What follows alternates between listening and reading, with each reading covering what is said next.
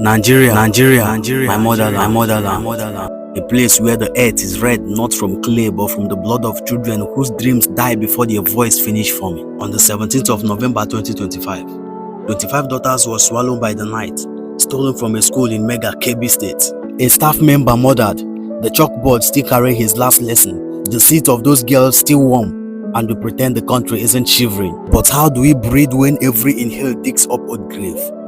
Chibok stick rise. 276 girls were taken in 2014. Do you know what it means that 100 aren't home 10 years later? That grief is a decade-long funeral. That pain is a lifetime of unanswered attendant registers. Dapchi followed. Over 110 daughters kidnapped in 2018. Most returned, but one is still a prisoner of faith. Leah Sharibu, refusing to deny Christ, her courage is echoing louder than the silence of those who should protect her. Then came Jangebe, Kagara and Kankara. Hundreds of children vanishing like whispers, carried away by men who know no mercy. Some came home, some did not. Some returned with wounds so deep, even freedom couldn't heal them. And the rest? Suspended between hope and despair, their names turning into candle flame that flickers in the shadows of our prayers. Do you know what generational trauma sounds like? It is the heavy breathing of a child who freezes at the sound of a motorcycle engine. It is the trembling of a girl who cannot pick up a pencil because her hand remembered the night she was taken. It is the silence of a classroom where half of the seats are empty. Parents burying their joy under fear and ransom receipt. Selling land, selling livestock, even selling peace of mind just to bring their babies home. But trauma doesn't refund.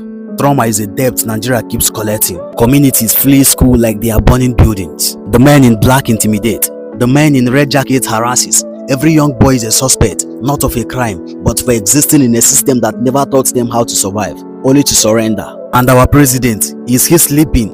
Or has the nation's bleeding become his lullaby? How do you rest when your people cannot? Every day Christians fall in the north. Churches turn into tombs of worship. Prayers interrupted by bullets. Names of martyrs growing louder than the national anthem. Bad news arrives daily so consistent, even grief has become a routine. And across the ocean, Donald Trump once said, "I will help the Christians in Nigeria," a promise carried by wind, a glimmer of hope for people drowning. Mr. President, this is a plea from us.